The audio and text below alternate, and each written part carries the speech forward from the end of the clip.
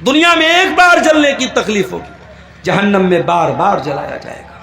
کلما نضجت جلودہم بدلناہم جلودا غیرہا، اے جہنمیوں تمہاری چمڑی ایک بار جلے گی، ہم دوبارہ نئی چمڑی چڑھا دیں گے تاکہ بار بار تمہیں جلنے کی تکلیف ہو، جو تم کو جو جلنے کا جو درد ہوتا ہے وہ بار بار تم کو دیا جائے۔ اے جہنمیوں ایک بار جلو گے تو تکلیف ہو کر کے ختم ہو جائے گی، بار بار جلایا جائے گا، بار بار تم کو تکلیف دی جائے گی۔ او دنیا والو، ہم دنیا کی آگ سے اپنے آپ کو بچاتے ہیں، ہمارے بدن میں کئی چنگاری لگ جائے، ذرا سا آگ سے جل جائے، ہم فوراً اس پہ ملہم لگاتے ہیں، آئنٹمنٹ لگاتے ہیں، کوئی ایسی چیز لگاتے ہیں کہ جلنے کا نشان نہ رہے، جلنے کی تکلیف ختم ہو جائے۔ میرے پیارے بھائیو، تم دنیا کی آگ میں، دنیا کے گرم پانی کا اگر ایک بوند تمہارے ہاتھ پہ گر جائے تم برداشت نہیں کر پاتے ہو، تم جہنم کا کھولتا ہوا پانی اور جہنم کی آگ کیسے برداشت کرو گے میرے پیارے ساتھیو؟ اسی لیے اللہ قرآن میں کہتا ہے ان جہنم کانت مرصادا، اے میرے بندو جہنم انتظار کر رہی ہے، جہنم گھات لگا کے بیٹھی ہے، اپنے آپ کو جہنم کی آگ سے بچا لو۔ دنیا کی آگ سے 70 گنا زیادہ خطرناک ہوگی جہنم کی آگ۔ سیصلا نارا ذات لہب، اللہ قرآن میں کہہ رہا ہے ابو لہب جہنم میں جائے گا۔ اچھا یہاں ایک پوائنٹ کی بات بتاؤں، یہ سورت کب نازل ہوئی؟ ابو لہب کی زندگی میں نازل ہوئی۔ ابو لہب ابھی زندہ ہے، موجود ہے، باقی ہے، اور قرآن کی یہ آیت اتر کے کیا کہہ رہی ہے؟ ابو لہب جہنم میں جائے گا۔ اس کا مطلب یہ ہوا کہ اللہ تعالیٰ مہر لگا رہا ہے، ابو لہب ایمان نہیں لائے گا، اس کا انتقال، اس کی موت کفر پر ہوگی۔ اور دنیا نے دیکھا ابو لہب ایمان نہیں لایا، نہ تو ایمان لایا، نہ ایمان لانے کا کبھی خیال اس کے دل میں پیدا ہوا، ابو لہب کبھی ایمان نہیں لایا۔ اس کا مطلب یہ ہوا کہ قرآن کی آیت اللہ تعالیٰ کے کلام ہونے کی دلیل ہے۔ قرآن کی آیت بتا رہی ہے کہ قرآن اللہ کا کلام ہے، قرآن جو بات کہہ رہا ہے 100% سچی ثابت ہو رہی ہے۔ قرآن نے کہا کہ ابو لہب جہنم میں جائے گا تو واقعی میں ابو لہب جہنم میں جائے گا، کیونکہ ابو لہب ایمان نہیں لایا، کفر کے اوپر اس کا خاتمہ ہوا۔ اچھا ابو لہب کون تھا؟ نبی کا چچا تھا۔ آج ہمارے یہاں برادری پر بڑا ناز ہوتا ہے، آپ کے یہاں تو ایک ہی برادری ہے، شیرسابادی ہیں، سرجا پوری ہے، ہمارے یہاں انصاری ہیں، شیخ ہیں، صدیقی ہیں، فلانے ہیں، ڈکانے، بڑی برادری ہمارے یو پی اور جو ہے ادھر اتر پردیش میں چلتی ہے، برادری پر بڑا ناز ہے۔ صاحب ہم تو سید ہیں۔ سید کون ہے؟ رسول کے خاندان کے۔ شراب پیو، زنا کرو، داڑھی منڈاؤ، عورتیں بے حیائی کرے، سید ہیں ہم تو رسول کے خاندان کے۔ یاد رکھو میرے پیارے ساتھیو، ایمان نہیں لایا تو ابو لہب جو نبی کا چچا تھا وہ جہنم میں گیا۔ حضرت نوح علیہ السلام کا بیٹا اپنے باپ پر ایمان نہیں لایا تو وہ بھی دنیا میں ڈوبا اور آخرت میں بھی ڈوبے گا۔ پیغمبر تھے نوح علیہ السلام، 950 سال تک اللہ تعالیٰ کے دین کی تبلیغ کرتے رہے مگر اپنے بیٹے کو نہیں بچا پائے۔ بغاوت پر ہو آمادہ تو ڈوبے نوح کا بیٹا، بغاوت پر ہو آمادہ تو ڈوبے نوح کا بیٹا، یہاں نام و نسب کی برتری سے کچھ نہیں ہوتا۔ تو ہے کون؟ میرا باپ بہت اچھا تھا۔ اللہ کیا یہ نہیں پوچھا تیرا باپ کیسا تھا، اللہ کیا یہ پوچھا جائے گا تو کیسا ہے، تیرا ایمان ہے کہ نہیں، تیرا عقیدہ صحیح ہے کہ نہیں، تیرا کیریکٹر صحیح ہے کہ نہیں، تیرا عمل صحیح ہے، تیرا پوچھا جائے گا، تیرے باپ کا نہیں پوچھا جائے گا۔ باپ پہ ناز کرنا بند کر دو، خاندان پہ ناز کرنا بند کر دو میرے ساتھ۔ ابو لہب کون؟ نبی کا چچا، عبد المطلب کا بیٹا، ہاشم کا پوتا، اور جہنم کی آگ میں جل رہا ہے۔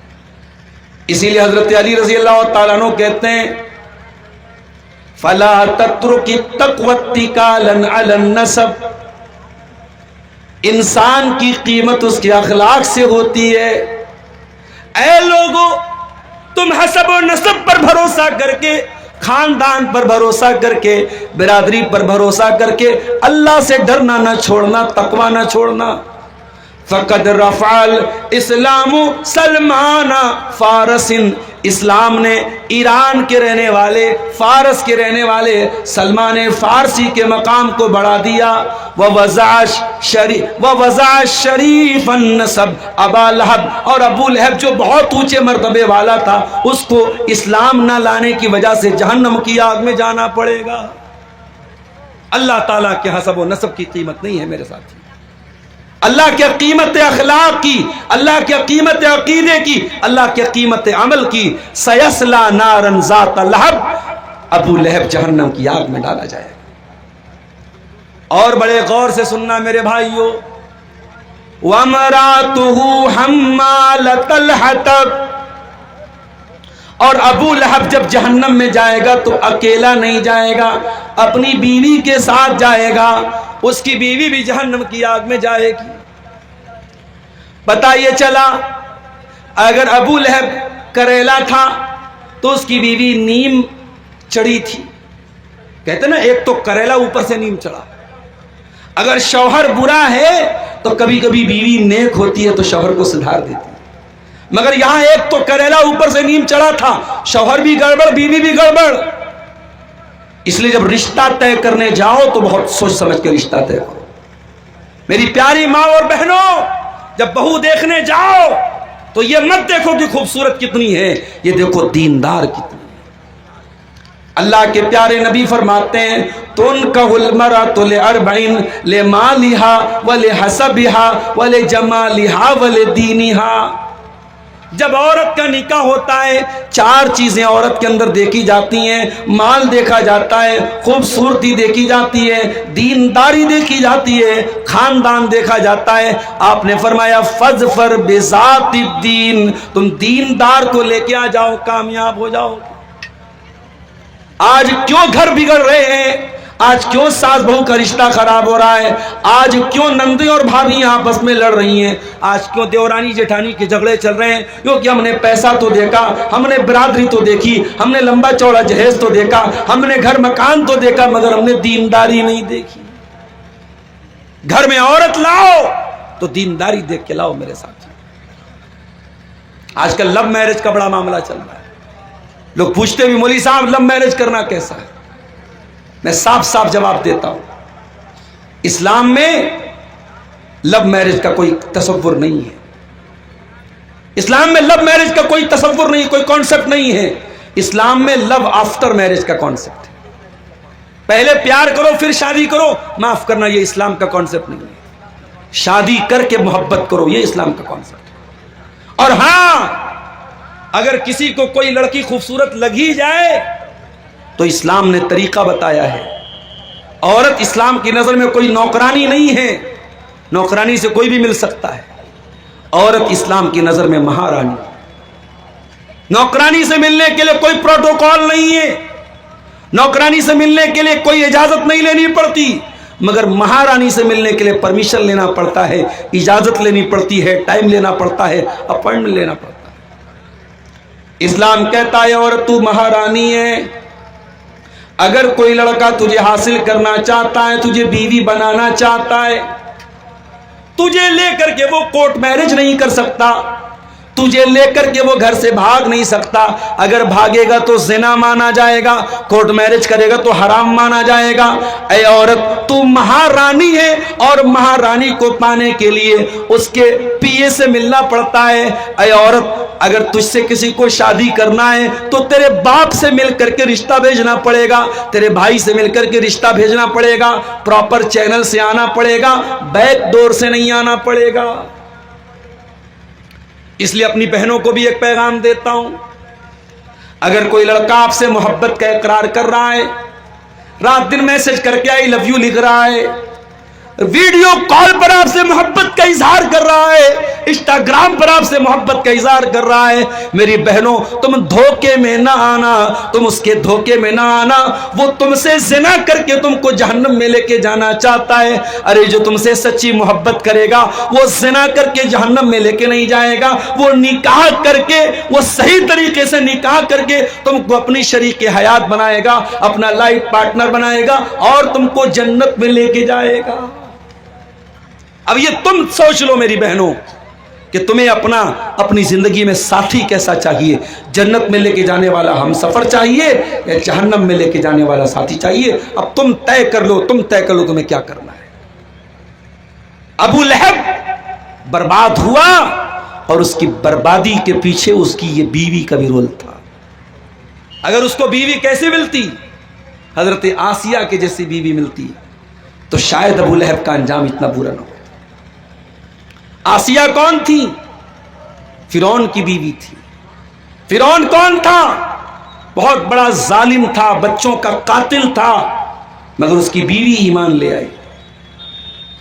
فرعون کی بیوی حضرت موسیٰ علیہ السلام پر ایمان لے آئی, اور جب ایمان لائی فرعون نے اس کو جیل میں ڈال دیا, ہاتھوں میں زنجیر ڈال دی گئی, پیروں میں بیڑی ڈال دی گئی. اللہ کی یہ بندی اپنے رب پر ایمان لانے کی سزا میں اپنا محل چھوڑ کر, اپنے تخت و تاج کو چھوڑ کر, اپنی آرام دہ گدی کو چھوڑ کے آج قید خانے میں ہے, جیل خانے میں ہے. اس کے ہاتھوں میں زنجیریں ڈالی گئی ہیں, اس کے پیروں میں زنجیریں ڈالی گئی ہیں, پورا بدن لہو لہان ہے. اور اللہ کی وہ بندی فرعون کے جیل خانے سے دعا کرتی ہے, اور اس کی دعا کو اللہ تعالیٰ قرآن میں بیان کرتا ہے. ضرب اللہ مثلا للذین آمنوا امرأۃ فرعون. اے ایمان والو, میں تمہارے لیے مثال بیان کر رہا ہوں, تمہارے لیے آئیڈیل بنا رہا ہوں, تمہارے لیے آدرش بنا رہا ہوں. فرعون کی بیوی آسیہ کو اذ قالت رب ابن لی عندک بیتا فی الجنہ. جب فرعون کی بیوی دعا کرتی ہیں, حضرت آسیہ دعا کرتی ہیں, اے اللہ تو جنت میں مجھے ایک محل عطا فرما, ونجنی من فرعون وعملی, اور مجھے فرعون سے بچا لے, مجھے فرعون کے عمل سے بچا لے, ونجنی من القوم الظالمین, مجھے ظالموں سے بچا لے. اللہ اکبر. تو اللہ نے دونوں ایگزامپل ہمارے سامنے پیش کر. میری پیاری ماں اور بہنوں, اللہ نے دونوں مثالیں پیش کر دی. اب تم طے کر لو تمہیں فرعون کی بیوی آسیہ کے جیسا بننا ہے یا ابو لہب کی بیوی ام جمیل کے جیسا بننا ہے. ابو لہب کی بیوی کیسی تھی؟ حمالۃ الحطب, لکڑیوں کو اٹھایا کرتی تھی. علماء نے لکھا لکڑی کو اٹھانے کا دو مطلب ہے. ایک مطلب تو یہ چغل خور تھی, رشتوں میں درار ڈالا کرتی تھی, لکڑی ڈالا کرتی تھی, رشتوں کو توڑا کرتی تھی, اس لیے اللہ نے اس کو حمالۃ الحطب کہا. اے میری پیاری ماں بہنوں, اگر ہو سکے تو رشتہ بنانے والی بننا, رشتہ توڑنے والی کبھی نہ بننا, ورنہ ابو لہب کی بیوی کے ساتھ تمہارا حشر ہوگا. چغل خور نہ بننا, رشتوں میں درار ڈالنے والی نہ بننا, اگر ہو سکے تو ملانے والی بننا. کبھی کسی کی دشمنی میں نفرت کا پٹرول مت ڈالنا, کبھی نفرت کا زہر مت ڈالنا. اسی لیے اللہ کے نبی فرماتے ہیں اگر آپس میں جھگڑا ہو جائے, اس جھگڑے کو جو بڑھاتا ہے, اللہ کے نبی نے فرمایا ہی الحالقہ, رشتوں کو توڑنا, رشتوں کو کاٹنا, یہ انسان کی نیکیوں کو ختم کر دیتا ہے, ریموو کر دیتا ہے, مٹا دیتا ہے, دین کو مٹا دیتا ہے, اسلام کو مٹا دیتا ہے. اور اگر کوئی رشتوں کو جوڑتا ہے, میل ملاپ کراتا ہے, اصلاح کراتا ہے, اللہ کے نبی نے اس کو نماز سے بہتر کہا, صدقہ سے بہتر کہا, جہاد سے بہتر کہا. اس لیے اگر دو لوگوں میں دوری ہے, درار ہے, تو درار کو دور کرنے والے بنو, درار کو بڑھانے والے مت بنو میرے پیارے صاحب. یہاں تک کہ اسلام میں جھوٹ بہت بڑا گناہ ہے, لیکن اگر دو لوگوں کو ملانے کے لیے جھوٹ بولنا پڑے تو اسلام نے جھوٹ بھی بولنے کی اجازت دی. اللہ کے پیارے نبی صلی اللہ علیہ وسلم فرماتے ہیں لیس الکذاب الذی یصلح بین الناس، جو لوگوں کے بیچ میں صلح کراتا ہے، اگر وہ جھوٹ بھی بولتے تو اس کا جھوٹ جھوٹ نہیں لکھا جائے گا، وہ جھوٹا نہیں ہے جو صلح کرانے کے لیے جھوٹ بولے۔ تو ابو لہب کی بیوی کیسی تھی؟ حمالۃ الحطب، لکڑی لگانے والی تھی، لکڑی اٹھانے والی۔ ایک مطلب تو یہ ہے اس آیت کا، اور دوسرا مطلب کیا ہے؟ ابو لہب کی بیوی لکڑیاں اکٹھا کرتی تھی، کانٹے اکٹھا کرتی تھی، اور اللہ کے نبی کے راستے میں بچھا دیا کرتی تھی، نبی کو تکلیف پہنچایا کرتی تھی۔ اسی لیے قرآن جب اس کا نام لیتا ہے، قرآن جب اس کا ذکر کرتا ہے تو کیا کہتا ہے؟ وَامْرَأَتُهُ حَمَّالَةَ الْحَطَبِ، ابو لہب کی بیوی بھی جہنم میں جائے گی جو لکڑی اکٹھا کرنے والی تھی۔ ابو لہب کی بیوی کے پاس ایک بہت بڑا ہار تھا، ہار سمجھتے نا، ہار، نیکلس، موتیوں کا ہار تھا۔ وہ اتنی کمبخت تھی، اس نے اپنے موتیوں کے ہار کو بیچ دیا اور کہا کہ اس کو بیچ کر کے میں اسلام کے خلاف استعمال کروں گی، محمد رسول اللہ کے خلاف استعمال کروں گی۔ اللہ اکبر۔ جب نبی چندے کی اپیل کرتے تھے، عورتیں اپنے زیورات بھیجتی تھی اسلام کی مدد کرنے کے لیے، اور یہ دیکھو کتنی ظالم عورت تھی، یہ اپنا موتیوں کا ہار کیوں بیچ رہی ہے؟ اسلام کے خلاف استعمال کرنے کے لیے، اللہ کے نبی کے خلاف استعمال کرنے کے لیے۔ قرآن کہتا ہے فی جیدہا حبل من مسد، اے ابو لہب کی بیوی، تو نے اپنے گلے کے ہار کو اسلام کے خلاف استعمال کیا تھا، تو نے محمد رسول اللہ کے خلاف استعمال کیا تھا۔ اے ابو لہب کی بیوی، کل قیامت کے دن تیرے گلے میں کھجور کی چھال کی رسی ڈال کے تجھ کو جہنم میں ڈالا جائے گا۔ حبل من مسد، کھجور کی چھال کی رسی ڈال کے تجھے جہنم کی آگ میں ڈالا جائے گا۔ اور بعض علماء نے لکھا کہ کھجور کی چھال کی نہیں، لوہے کی زنجیر اس کی گردن میں ڈالی جائے گی۔ ثم فی سلسلۃ ذرعها 70 ذراعا فاسلکوہ، 70 گز لمبی زنجیر جس سے جہنمیوں کو جکڑا جائے گا، وہ ابو لہب کی بیوی ام جمیل کے گلے میں ڈالی جائے گی، اور اس زنجیر اس کے گلے میں ڈال کے اس کو جہنم میں ڈالا جائے گا۔ پتہ یہ چلا کہ اگر شوہر کے غلط کاموں میں بیوی سپورٹ کرتی ہے تو بیوی کا بھی وہی انجام ہوگا جو شوہر کا انجام ہوگا۔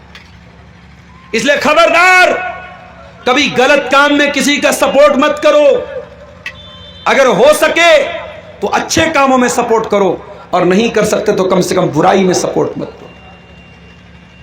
قرآن ایک اصول بتاتا ہے، تعاونوا علی البر والتقوی ولا تعاونوا علی الاثم والعدوان، نیکی کے کاموں میں، تقوی کے کاموں میں ایک دوسرے کی مدد کرو، اور گناہ کے کاموں میں، زیادتی کے کاموں میں ایک دوسرے کی مدد نہ کرو۔ ابو لہب کی بیوی کیوں برباد ہوئی؟ اپنے شوہر کا غلط کام میں سپورٹ کرنے کی وجہ سے۔ تو یہ قرآن کی ایک چھوٹی سی سورت تھی جس میں صرف 5 آیتیں ہیں۔ ان 5 آیتوں کی تفسیر اور اس کا معنی اور مطلب میں نے آپ کے سامنے بیان کیا ہے۔ قرآن کی یہ چھوٹی سی سورت ہمیں یہ میسج دے رہی ہے کہ ہم ابو لہب کے جیسے نہ بنیں، ہم اسلام کی مدد کرنے والے بنیں، اسلام کا سپورٹ کرنے والے بنیں۔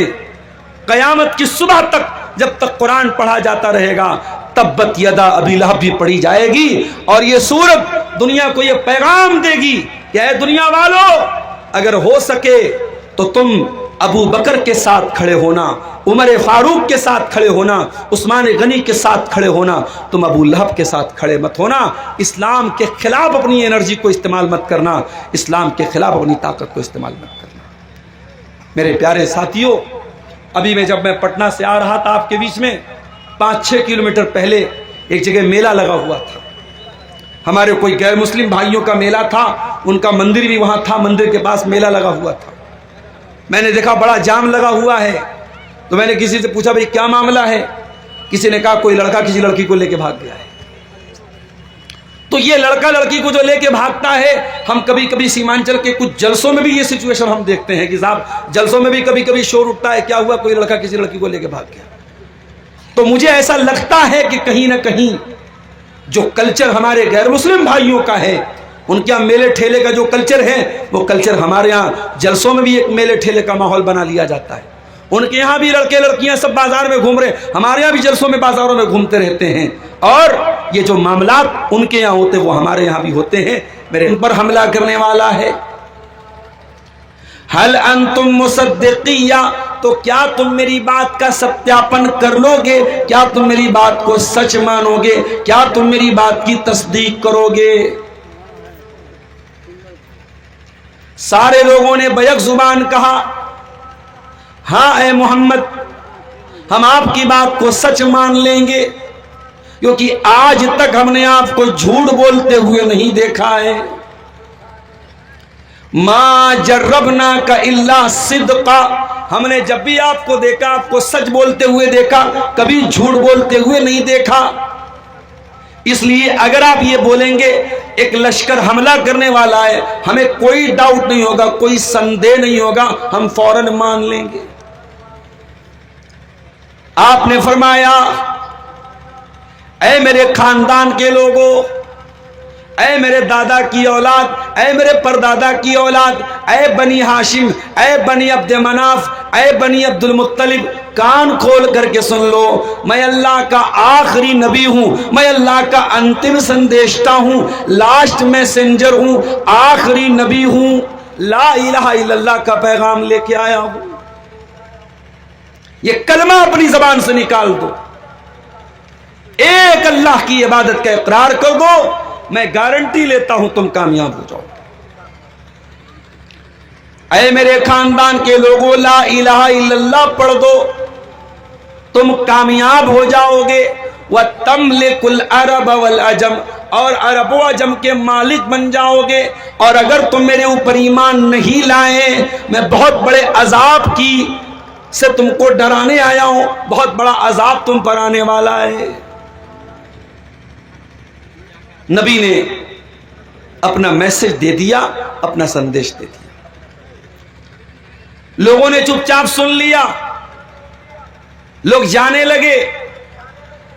انہی میں ایک آپ کا چچا ابو لہب بھی تھا.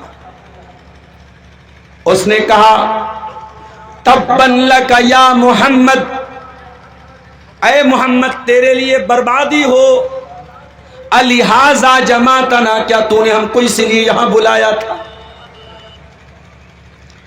اسلام کے راستے میں سب سے پہلا روڑا اٹکانے والا اور نبی اکرم کی دعوت پر سب سے پہلا حملہ کرنے والا اگر کوئی تھا تو آپ کا چچا ابو لہب تھا. اسی لیے اللہ تعالیٰ نے قرآن کی یہ سورت اتار دی, تبت یدا ابی لہب. اے میرے نبی کو گالی دینے والا, اے میرے نبی کو برا بھلا کہنے والا, اور میرے نبی کے لیے یہ جملہ استعمال کرنے والا کہ اے محمد صلی اللہ علیہ وسلم آپ تباہ ہو جائیں. اے ابو لہب, تو نے میرے نبی کو اتنا برا کہا, کان کھول کے سن لے, اب تیرے بارے میں قرآن کی آیتیں اتاروں گا جو قیامت تک پڑھی جائیں گی. نبی کے دشمن تو بہت سارے تھے, مگر کسی اور دشمن کا نام لے کے قرآن کریم میں کنڈم نہیں کیا گیا. اگر کسی دشمن کا نام لیا گیا ہے نبی کے کسی دشمن کا, تو ابو لہب کا لیا گیا ہے. اچھا, یہ ابو لہب تھا کون؟ یہ نبی کا چچا تھا. اس کا نام تھا عبد العزا, اور یہ بہت گورا چٹا تھا, بہت خوبصورت تھا, بہت ہینڈسم تھا.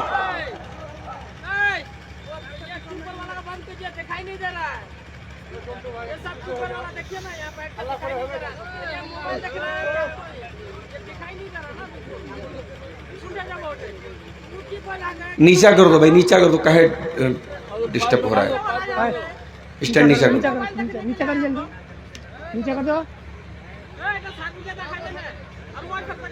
اے سنو, اے تم رکھ پیچھے ہٹے جاؤ یار, نیچے کو پیچھے پہلے نیچا کر دو. ابو لہب بہت خوبصورت تھا. عربی زبان میں لہب بولتے انگارے کو. اتنا سرخ رنگ تھا اس کے چہرے کا, اتنا گورا چٹا تھا, اس کو ابو لہب بولتے تھے, انگارے کا باپ. بہت پیسے والا بھی تھا اور بہت بڑے خاندان کا بھی تھا، اللہ کے نبی کے خاندان کا تھا۔ عبد المطلب کا بیٹا تھا، ہاشم کا پوتا تھا، قریش خاندان کا تھا۔ یعنی اس کا مطلب یہ ہوا کہ ابو لہب کے پاس وہ سب کچھ تھا جو عام طور سے دنیا میں لوگ تمنا کرتے ہیں۔ بھائی آدمی دنیا میں 3 چیزیں چاہتا ہے، عزت مل جائے، دولت مل جائے، خوبصورتی مل جائے۔ ابو لہب کے پاس عزت بھی ہے، دولت بھی ہے، خوبصورتی بھی ہے، بہت بڑے خاندان کا ہے، اللہ کے پیارے نبی کے خاندان کا ہے، چچا ہے نبی کا۔ خوبصورت اتنا ہے کہ ابو لہب کہا جاتا ہے اس کو، اور دولت بہت تھی اس کے پاس، اور 3 بیٹے بھی تھے، جوان بیٹے۔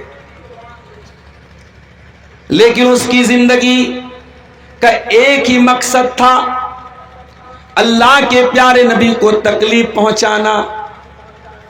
حج کا سیزن آتا تھا، دور دور سے لوگ حج کرنے مکہ میں آتے تھے، اللہ کے نبی مکہ کے بازاروں میں جاتے تھے، حاجیوں کا ہاتھ پکڑ کے ان کو توحید کی دعوت دیتے تھے، اسلام کے بارے میں سمجھاتے تھے، اپنی رسالت کے بارے میں بتاتے تھے۔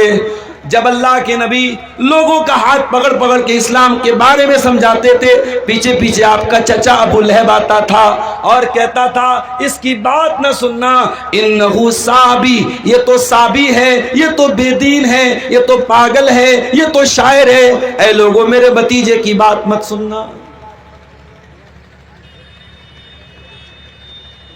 لوگ آ کر کے پوچھتے کہ یہ جو اپنے آپ کو نبی کہہ رہے ہیں یہ کون ہے جو ان کی تردید کر رہا ہے، کون ہے جو ان کی بات کو غلط کہہ رہا ہے؟ پتہ چلتا کہ چچا ہے۔ جب یہ پتہ چلتا کہ چچا ہے تو لوگ کہتے چچا تو بھتیجے کو زیادہ جانتا ہے، اگر چچا کی نظر میں یہ غلط ہے تو اس کا مطلب کہ یہ صحیح نہیں ہے۔ ایک بات بولوں، انسان دنیا میں دشمن سے ہار سکتا ہے، دشمن سے جیت سکتا ہے، اپنوں سے جیتنا بہت مشکل ہے۔ وہ ایک شعر ہے کہ ہمیں تو اپنوں نے ہے لوٹا، غیروں میں کہاں دم تھا، کشتی ہماری ڈوبی، پانی جہاں پہ کم تھا۔ اور عربی کا ایک شعر ہے وَظُلْمُ ذَوِي الْقَرَابَةِ أَشَدُّ مَزَازَةً عَلَى النَّفْسِ مِنْ وَقْتِ الْحِسَامِ الْمُحَنَّدِ، کہ جب اپنا کوئی قریبی حملہ کرتا ہے تو زیادہ تکلیف ہوتی ہے۔ ابو لہب نبی کا چچا تھا، نبی چاہتے تو پلٹ کے جواب دے سکتے تھے، لیکن چونکہ چچا کا درجہ باپ کے برابر ہے، اللہ کے پیارے نبی نے فرمایا الام سنور ام الرجل سنو ابی، انسان کا چچا اس کے باپ کے برابر ہوتا ہے۔ چچا کا ایک مرتبہ ہوتا ہے، اس لیے بچوں کو کہ دلوں میں چچا کا اور بڑے ابا کا، تایا کا احترام پیدا کرو۔ ہمارے ہاں جب سے نیا کلچر آیا ہے، چچا کو بھی انکل بولا جاتا ہے، خالو کو بھی انکل بولا جاتا ہے، ماموں کو بھی انکل، سب انکل ہو گئے۔ سارے انکلوں میں ایک انکل وہ بھی ہے جو آپ کا بھائی ہے اور آپ کے بچوں کا چچا ہے یا آپ کے بچوں کا تایا ہے، اس کا درجہ بہت بڑا ہے۔ اللہ کے نبی نے فرمایا چچا باپ کے برابر۔ نئے کلچر میں سب آنٹی ہیں، خالہ بھی آنٹی، مامی بھی آنٹی، چچی بھی آنٹی، سب آنٹی ہیں، لیکن یہ بات یاد رکھو ساری آنٹیاں ایک طرف ہیں اور ماں کی بہن کا درجہ جس کو خالہ بولتے ہیں، آپ یہاں بھی خالہ ہی بولتے ہوں گے، کہیں کہ موسی بولتے ہیں، خالہ یا موسی جو ہوتی ہے الخالۃ بمنزلۃ الام، اللہ کے نبی نے فرمایا خالہ ماں کے برابر ہو۔ نبی جواب دے سکتے تھے، چچا تھا۔ میرے نبی تو ویسے بھی گالی کا جواب گالی سے نہیں دیتے تھے۔ ایک مرتبہ اللہ کے نبی بیٹھے ہوئے تھے، یہودی وہاں سے گزرے، یہودیوں نے شرارت کی اور کہا السلام علیکم، اے محمد صلی اللہ علیہ وسلم آپ کے اوپر موت آ جائے، ہلاک ہو جائیں، تباہ ہو جائیں آپ۔ حضرت عائشہ وہیں پر پردے کے اندر موجود تھی، انہوں نے سن لیا۔ حضرت عائشہ کے سامنے ان کے نبی کو برا بھلا کہا جائے وہ کیسے برداشت کر سکتی تھی؟ حضرت عائشہ نے فوراً پلٹ کے جواب دیا، وعلیکم السلام واللعنت، اے یہودیو تم پر موت آئے، تم پر لعنت برسے۔ نبی نے فرمایا، یا عائشہ محلن یا عائشہ، اے عائشہ اتنے تیش میں آنے کی کیا ضرورت تھی، اتنے غصے میں آنے کی کیا ضرورت تھی؟ اے عائشہ اپنے آپ کو تھوڑا ٹھنڈا رکھو، تھوڑا اپنے آپ کو نرم بناؤ، اتنے جذبات میں آنے کی کیا ضرورت تھی؟ حضرت عائشہ نے فرمایا، اے اللہ کے نبی کیا آپ نے سنا نہیں انہوں نے کیا کہا تھا؟ انہوں نے آپ کو سلام نہیں کیا تھا، انہوں نے السلام علیکم کہا تھا، انہوں نے بد دعا کی تھی آپ کے اوپر۔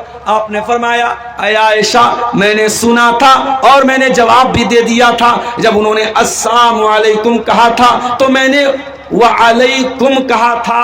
انہوں نے کہا السلام علیکم تم پر موت آئے، میں نے کہا وعلیکم سیم ٹو یو تم پر بھی آئے، میں نے جواب دے دیا۔ تو میرے نبی کا جواب دینے کا طریقہ بھی یہ تھا، گالی کا جواب کبھی گالی سے آپ نے نہیں دیا۔ تو جب دشمن کو آپ گالی کا جواب گالی سے نہیں دیتے تھے تو یہاں تو اپنا چچا تھا، چچا آپ کو تکلیف پہنچا رہا ہے، اور ابو لہب کی بیوی جو آپ کی چچی تھی، نام نوٹ کر لو، ام جمیل نام تھا، بڑے باپ کی بیٹی تھی۔ ابو لہب کی بیوی تھی، بہت بڑے باپ کی بیٹی تھی، قریش خاندان کے بہت بڑے خاندان کی بیٹی تھی۔ وہ اتنے اونچے درجے پر ہونے کے باوجود اپنے شوہر کا ساتھ دیتی تھی اللہ کے نبی کے ساتھ دشمنی کرنے میں۔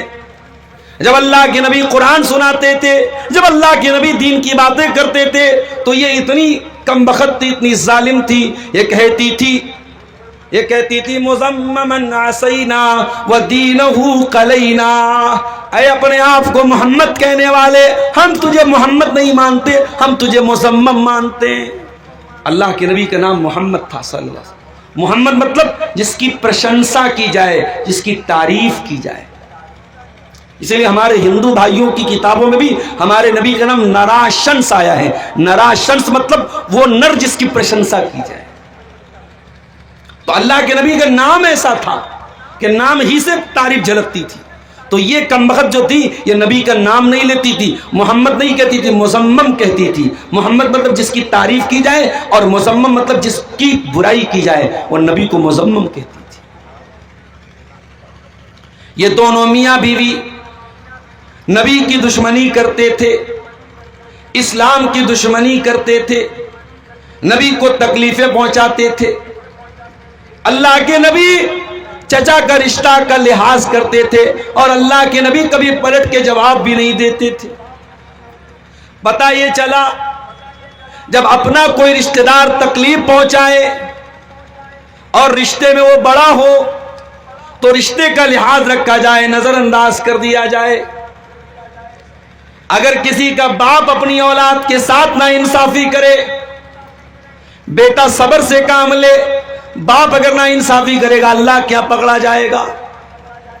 اگر بڑا بھائی چھوٹے بھائی کے ساتھ زیادتی کرے، چھوٹا بھائی بدتمیزی نہ کرے، صبر سے کام لے، برداشت سے کام لے، بڑا بھائی اگر غلط کرے گا اللہ کیا پکڑا جائے گا۔ رشتوں میں جو بڑے ہیں بڑوں کو بڑائی دینی چاہیے۔ اللہ کے نبی نے تو جواب نہیں دیا، مگر اللہ نے جواب دیا اور قرآن کی یہ سورت اتار دی۔ پتہ یہ چلا کہ نبی کا حق بہت بڑا ہے۔ اگر اللہ کے نبی کو برا بھلا کہا جائے تو اللہ کے نبی کا ڈیفنس کرنا چاہیے۔ اگر اللہ کے نبی کی شان پر حملہ کیا جائے، آپ کو گالی دی جائے، آپ کی شان پر حملے کیے جائیں، تو مسلمان کا کرتویہ یہ ہے، مسلمان کی ذمہ داری یہ ہے، مسلمان کی رسپانسبلٹی یہ ہے کہ وہ اپنے نبی کا ڈیفنس کرے۔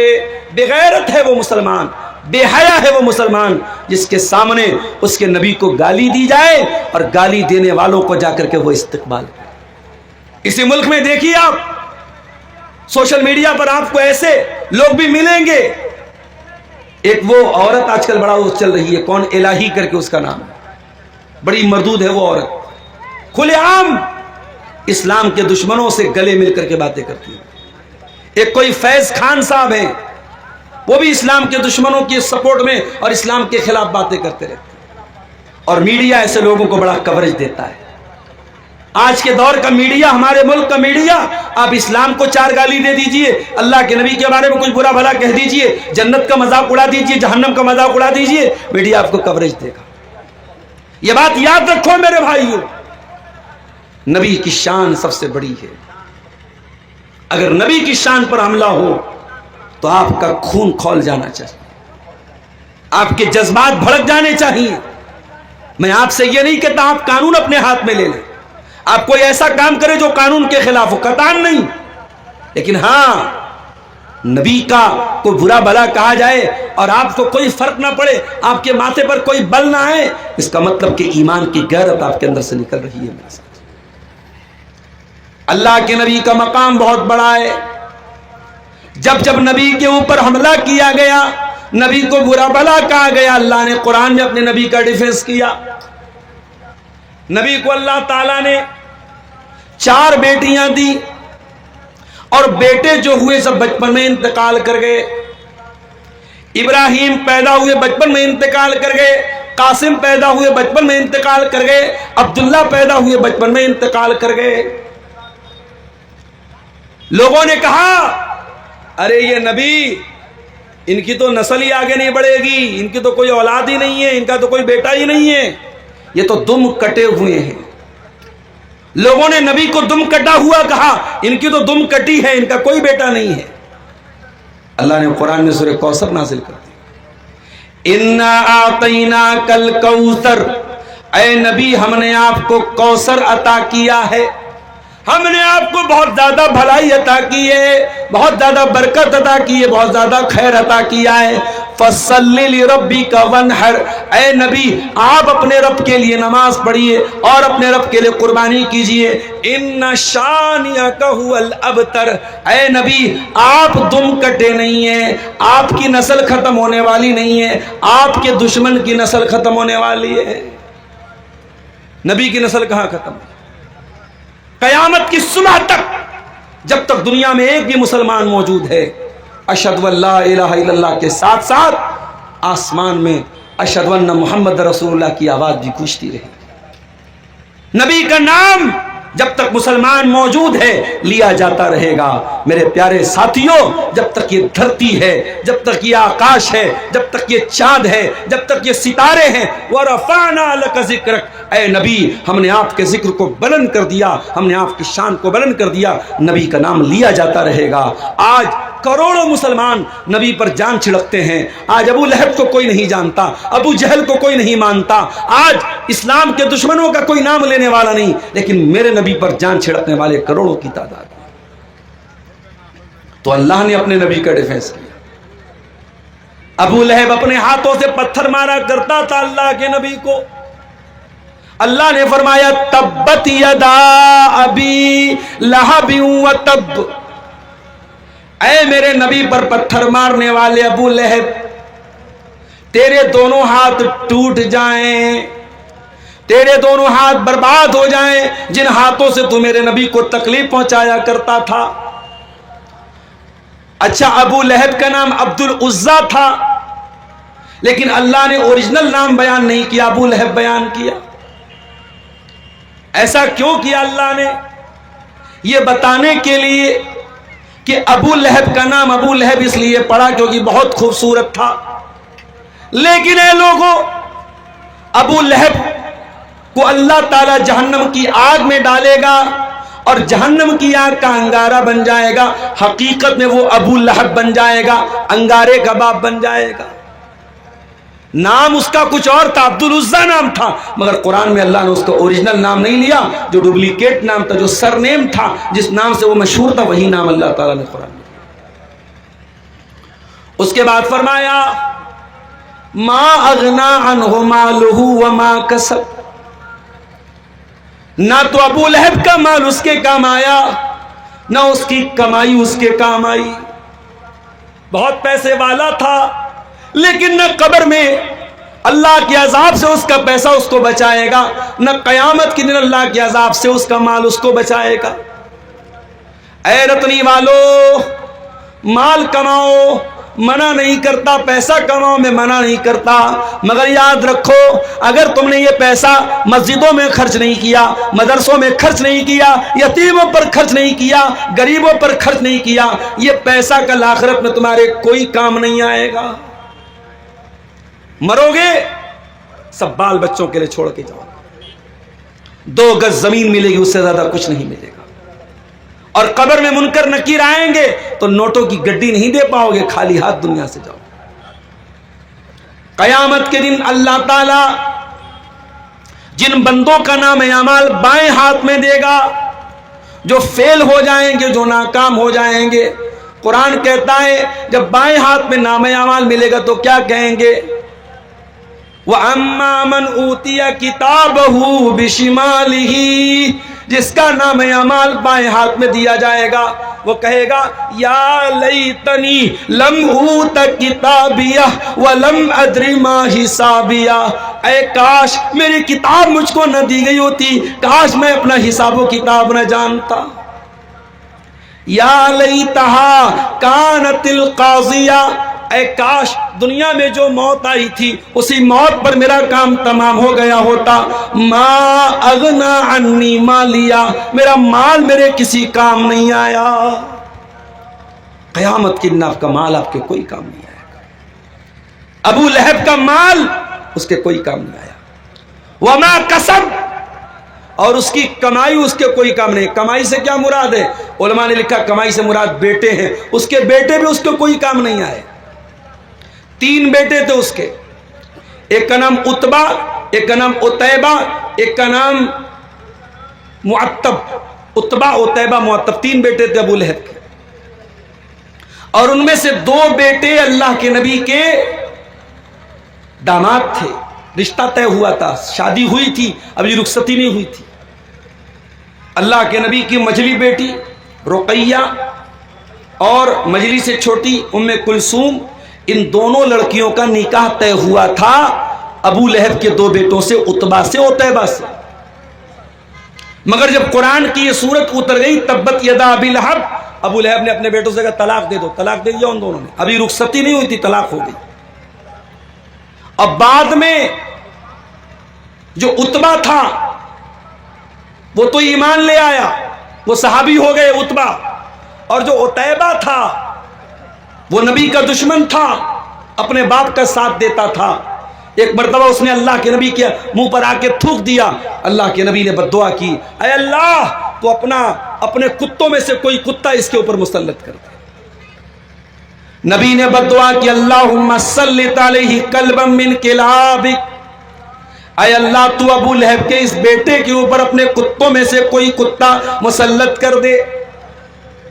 ابو لہب کا یہ بیٹا عتیبہ ملک شام جا رہا تھا اپنے دوستوں کے ساتھ، راستے میں بہت خطرناک قسم کا شیر آ گیا جس نے اس کے اوپر حملہ کیا۔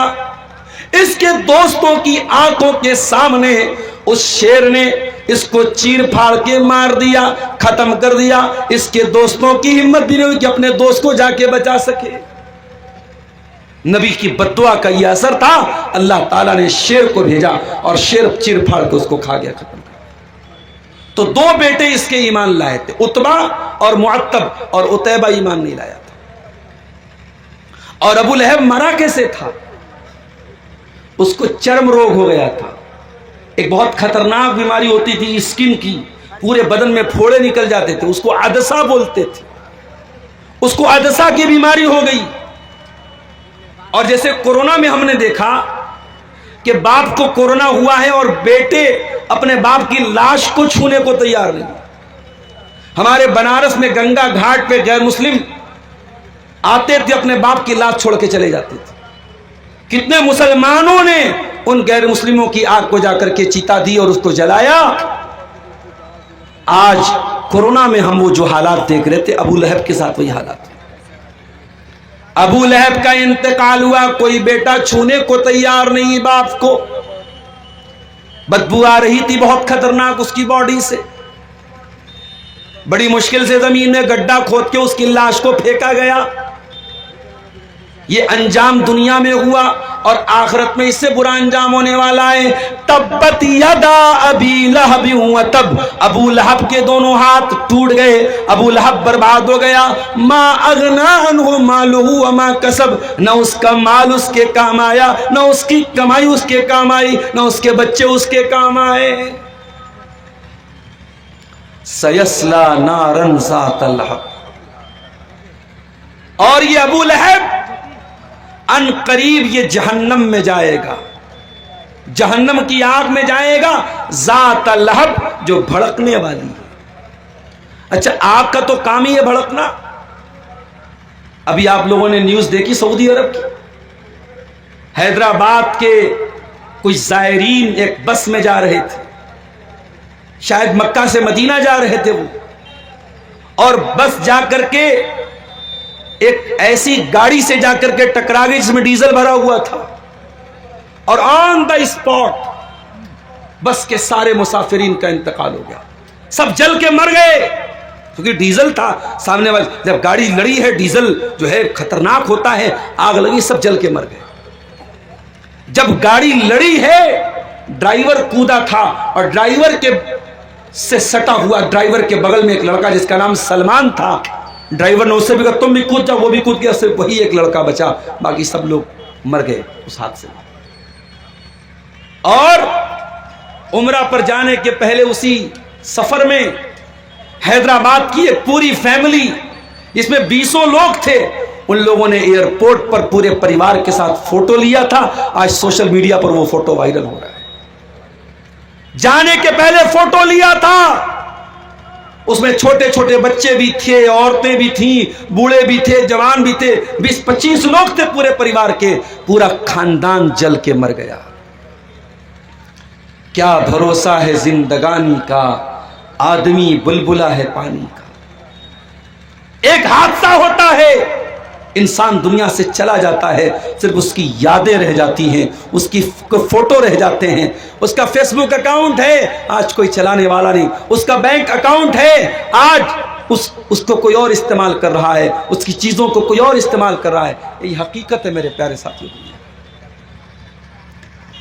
سیصلی نارا ذات لہب، دنیا کی آگ تو جلتی ہے اور جلنے کے بعد بجھ جاتی ہے، لیکن اے میرے بندو ایک آگ ایسی بھی ہے جو کبھی بجھنے والی نہیں ہے، کبھی ٹھنڈی ہونے والی نہیں ہے. سیصلی نارا ذات لہب، ابو لہب اسی آگ میں جائے گا جو ہمیشہ بھڑکتی رہے گی، جو کبھی بجھے گی نہیں، کبھی ختم نہیں ہوگی. دلی میں کار میں وسفوٹ ہوا، CNG کی کار تھی. ابھی ہماری سرکشا ایجنسیاں تحقیق کر رہی کہ وسفوٹ کیسے ہوا. حقیقت اللہ بہتر جانتا ہے. لیکن آپ غور کیجئے، جب آگ لگتی ہے دنیا میں اور کوئی جلتا ہے، ایک بار جلتا ہے، ایک بار اس کی چمڑی جلتی ہے، اس کے بعد یا تو وہ مر جاتا ہے یا بچ جاتا ہے.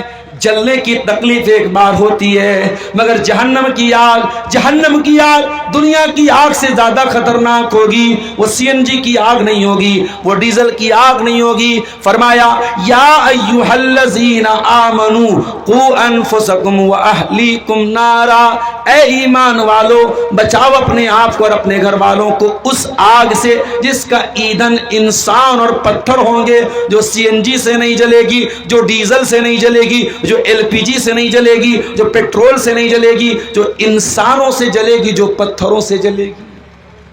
دنیا میں ایک بار جلنے کی تکلیف ہوگی، جہنم میں بار بار جلایا جائے گا. کلما نضجت جلودہم بدلناہم جلود. پیارے ساتھیوں، ہمیں اور آپ کو یہ سوچنا چاہیے کہ ہم ابو لہب کے مشن کو آگے بڑھا رہے ہیں یا ابو بکر صدیق کے مشن کو آگے بڑھا رہے ہیں. آج برائیوں کا ایسا ماحول ہے میرے پیارے ساتھیوں کہ اللہ کی پناہ ہے. دن بدن برائیاں بڑھ رہی ہیں، اور ایسے ماحول میں ہمارے لیے آئیڈیل اگر کوئی لوگ ہیں تو نبی کے صحابہ ہیں میرے پیارے ساتھیوں. اللہ کے نبی صحابہ کے ساتھ بیٹھے ہوئے ہیں. آپ نے فرمایا جو آدمی دنیا میں نماز پڑھے گا، جنت میں اس کے لیے الگ سے ایک گیٹ ہوگا، باب الصلاۃ، وہ اس گیٹ سے جنت میں داخل ہوگا. جو دنیا میں بہت زیادہ صدقہ خیرات کرے گا اس کے لیے جنت میں ایک الگ گیٹ ہوگا باب الصدقہ، وہ باب الصدقہ سے جنت میں جائے گا۔ جو دنیا میں بہت زیادہ نفل روزہ رکھے گا اس کے لیے جنت میں ایک دروازہ ہوگا باب الریان، وہ باب الریان سے جنت میں داخل ہوگا۔ جنت کے 8 دروازے ہوں گے، نبی نے فرمایا 8 دروازے سے الگ الگ نیکی کرنے والے لوگ جائیں گے۔ حضرت ابوبکر صدیق نے کہا اے اللہ کے نبی، کیا کوئی ایسا بھی ہوگا، کوئی ایسا اللہ کا خوش نصیب بندہ بھی ہوگا جس کو 8 دروازوں سے بلایا جائے، جو صدقہ خیرات بھی خوب کرنے والا ہو، نماز بھی خوب پڑھنے والا ہو، اللہ کی راہ میں جہاد کرنے والا بھی ہو، روزہ رکھنے والا بھی ہو؟ اے اللہ کے نبی، کیا کوئی ایسا بھی ہوگا جس کو 8 دروازے سے بلایا جائے گا؟ آپ نے فرمایا ہاں، ایسے بھی لوگ ہوں گے، وَأَرْجُو أَن تَكُونَ مِنْهُمْ، اور اے ابو بکر مجھے امید ہے کہ ان خوش نصیبوں میں سے تم بھی ہوگے۔ میرے پیارے ساتھیوں، ابو بکر صدیق کا مزاج ایسا تھا۔ آج ہم دنیا کے لیے کمپٹیشن کرتے ہیں، اگر ہمارے بھائی کے پاس دولت ہے تو ہمارے پاس بھی دولت آ جائے، اس کے پاس 2 منزلہ گھر ہے ہمارے پاس بھی 2 منزلہ گھر آ جائے، اس کے پاس اگر شہرت ہے، عزت ہے، دولت ہے، ہمارے پاس بھی آ جائے۔ ہم دنیا کے لیے کمپٹیشن کرتے ہیں۔ میرے پیارے ساتھیوں، ہمیں آخرت کے لیے کمپٹیشن کرنا چاہیے۔ قرآن کہتا ہے وَفِي ذَلِكَ فَلْيَتَنَافَسِ الْمُتَنَافِسُونَ، میرے بندو تمہیں ایک دوسرے سے آگے بڑھنے کی کوشش کرنی چاہیے۔ جنت کے لیے، جنت کے بارے میں تمہیں مقابلہ کرنا چاہیے، اس میں تمہیں پرتیسپردہ کرنا چاہیے، اس میں تمہیں مقابلہ کرنا چاہیے۔ ایک مرتبہ اللہ کے نبی صحابہ کے ساتھ بیٹھے ہوئے تھے، حضرت ابوبکر صدیق رضی اللہ تعالیٰ عنہ بھی موجود تھے۔ آپ نے پوچھا من اطعم منکم اليوم مسکینا، کون ہے تم میں سے جس نے آج کسی غریب کو کھانا کھلایا ہے؟ حضرت ابوبکر صدیق نے ہاتھ اٹھایا، کہا اللہ کے نبی میں نے آج ایک غریب کو کھانا کھلایا ہے۔ پھر آپ نے فرمایا من اصبح منکم اليوم صائما، کوئی ہے تم میں سے جو آج روزہ رکھ کے آیا ہے؟ ابوبکر صدیق نے اپنا ہاتھ اٹھایا، اے اللہ کے نبی آج میں روزے کی حالت میں ہوں۔ پھر آپ نے پوچھا من عاد منکم اليوم مریضا، کیا کوئی ایسا بھی ہے جو کسی مریض کی عیادت کر کے آیا ہو؟ ابوبکر صدیق نے ہاتھ اٹھایا، کہا ہاں اللہ کے نبی میں نے ایک مریض کی عیادت بھی کی ہے۔ پھر آپ نے پوچھا کیا کوئی ایسا بھی ہے جس نے کسی مسلمان کے جنازے میں شرکت کی ہو؟ پھر ابوبکر صدیق کا ہاتھ اٹھا، ہاں اللہ کے نبی میں نے ایک مسلمان کے جنازے میں بھی شرکت کی ہے۔ ذرا غور کرو میرے پیارے ساتھیوں، اللہ کے پیارے نبی نیکی کا نام لیتے چلے جا رہے ہیں اور ہر نیکی پر اپنا ہاتھ اٹھا رہے ہیں، حضرت ابوبکر صدیق رضی اللہ تعالیٰ عنہ۔ اور یہی وہ ابوبکر صدیق ہیں، نبی نے فرمایا اے ابوبکر تم نے اتنے سارے نیکی کے کام کیے ہیں، یہ سارے نیکی کے کام اگر ایک دن میں 24 گھنٹے میں اگر کوئی ایک آدمی کرتا ہے وہ ضرور جنت میں جائے گا۔